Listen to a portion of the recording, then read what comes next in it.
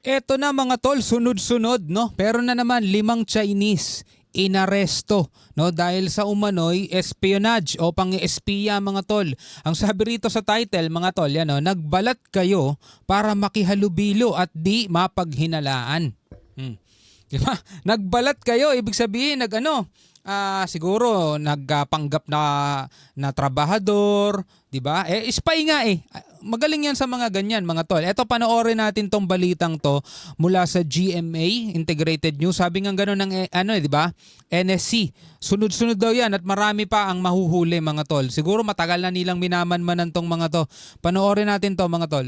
Organisado, may pera at pinagplanuhan umano ng mga inarestong Chinese nationals ang pagbabalat kayo para kanila umano'y pang-espiya sa bansa.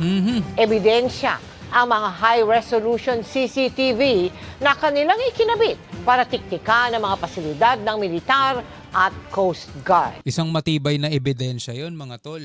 Biruin mo, bakit ka merong high resolution na CCTV na ikinabit mo na itututok mo sa mga lugar na supposedly pribado, di ba? Dapat pribado yung mga lugar na yan. Pero meron silang mga CCTV na ikinabit para tiktikan, mga tol, yung mga hindi nila dapat pinupuntahan. Dahil unang-una, hindi naman sila mga Pilipino. At hindi naman mga tourist spot din yung mga pinupuntahan nila, di ba? Mga military base o PCG, barko ng PCG, matibay na ebidensya talaga. Nakatuto si Ian Crew. Iniharap kanina ng NBI at AFP ang 5 Chinese national na naaresto dahil umano sa pang-espiya. Sunod-sunod silang naaresto nitong mga nakarang araw. 2 sa NAIA galing Palawan, 2 sa Maynila at 1 sa Dumaguete. Oh, grabe no, kalat mga tol. Malamang marami pang susunod dito, no? Eto kalat no, may Dumaguete, may Maynila, may Palawan. Ayon sa NBI, nagbalat kayo ang mga arestadong Chinese para makahalubilo sa mga komunidad ng hindi na paghihinalaan.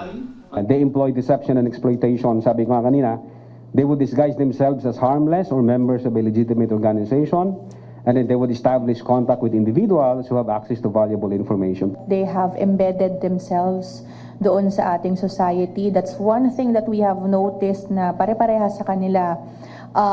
Some of them have been working here with a working visa. Meron sa kanila na mga may asawa na. Yun nga yung sinasabing sleeper cell, 'di ba? Pwede niyong i-search sa Google, mga tol. Doon sa mga ngayon pa lang nakarinig ng salitang sleeper cell, pwede niyo i-search sa Google. Sila yung mga papupuntahin, 'di ba? Makikihalubilo, mag-aaral, magtatrabaho. Yung iba nga dito na talaga pinapalaki mula bata pa eh. Tuturuan yon, mga tol, at alam mo, tuturuan kang makabisado yung kultura. Matututo kang magsalita ng Tagalog, magtatrabaho ka rito, makakapag-asawa ka, bubuo ka na ng pamilya, negosyo. Pero isang tawag lang sa'yo, gagawin mo na agad yung trabaho mo, yung dahilan kung bakit nandirito ka, di ba? Pilipina and have been here.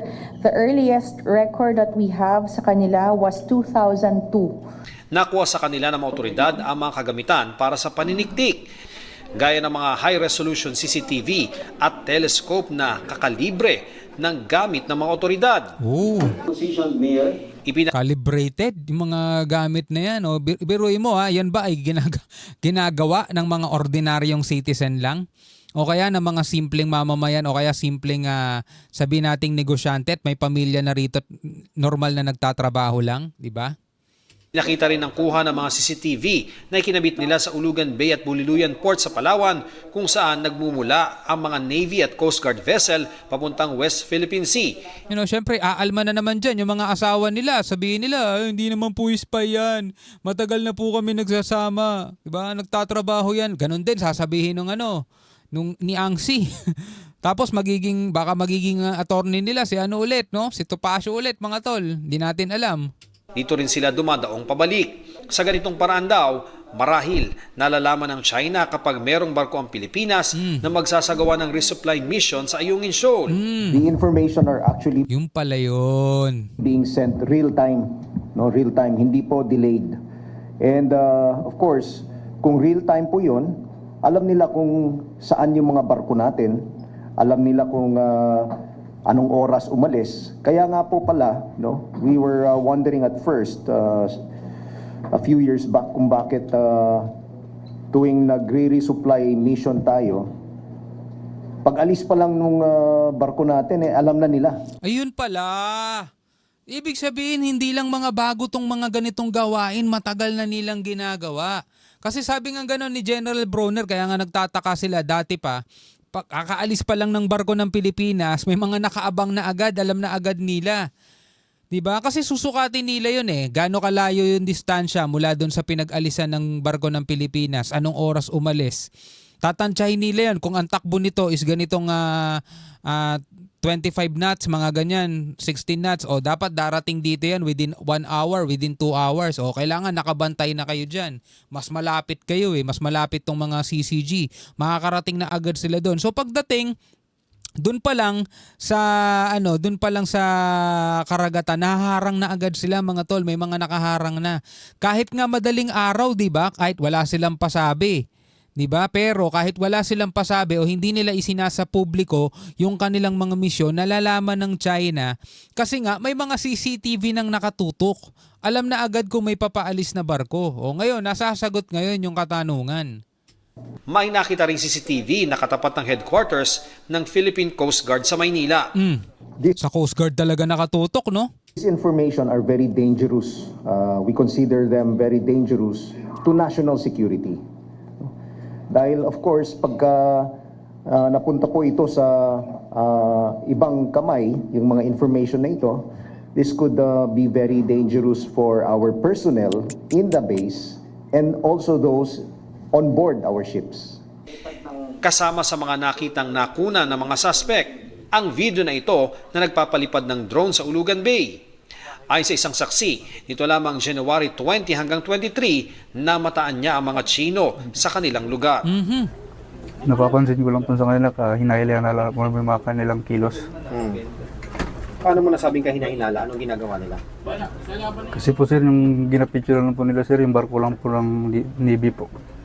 Naniniwala ang NBI at Armed Forces of the Philippines na tip of the iceberg pa lamang ang mga nahuli nilang Chino na hininalang nag-i-espiya dito sa Pilipinas. Malamang tip of the iceberg pa lang yan. No, kapag hinalukay pa nila yan mga tol, mas malaki yung nandiyan sa ilalim. Magugulat tayo tapos bigla pa lang may mga wag naman sana, no? Pero malay natin biglang meron pa lang mga sumusuporta o kaya nag-iingat sa kanilang mga malalaking tao rito sa Pilipinas. Naku po. 'Di ba? Kasi mga kapatid, hindi lang iilan-ilan 'yan, malamang hindi lang iilan-ilan 'yan. May malaking budget na nakalaan para sa mga ganitong mga gawain. We cannot conclude that. What we are focusing on is on the act itself, yung pag-espiya, yung tinatawag natin na ISR, no? Intelligence, Surveillance, and Reconnaissance Operations. So yun po yung focus natin. We know for a fact that this images, this video that they are taking are being transmitted somewhere else. Hindi nagsalita ang ibang suspect ng tanungin namin, pero giit ng sinasabing leader nila. Spy ka daw. Ako, negosyante ako, not still. Galing sa Barabon, to Manila. Then, so ako punta dyan. Spy ka daw. Spy ka daw? Ano ka nang tanong yan? Nag-i-espiya ka nga ba? Wala ka na sumagot, oo, espiya ako. Oo, espiya. Malamang sasabihin, inosente ko.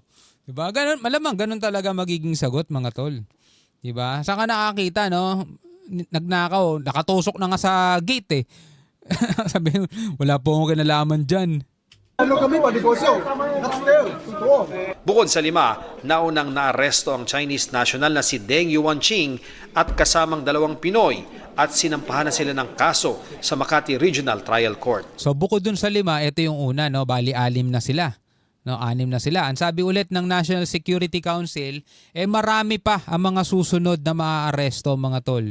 I would like to inform you that we have Ito, NBI. presented them sa inquest, and the inquest prosecutor have already found prima facie case that would sustain a conviction. Thus, the case cases we filed against them for violation of Commonwealth Act in relation to 10175, the cybercrime law. Para sa GMA Integrated Alright mga kapatid, yan o, nakita natin at ipresent ng ating mga otoridad yung kanilang mga bagong na aresto. Mga tol, ay nasagot na yung isa sa mga katanungan kung paano nalalaman ng China yung mga paparating nating barko. Kahit nga hindi isa publiko, hindi sabihin sa media, pero pag alis ng barko natin mga tol at nasa gitna na ng dagat, meron nang nakaabang at haharang sa kanila. Yung pala, pag alis pa lang nila, alam na agad. Diba? Na-radyo na agad, may umalis na barko ng Coast Guard. Diba?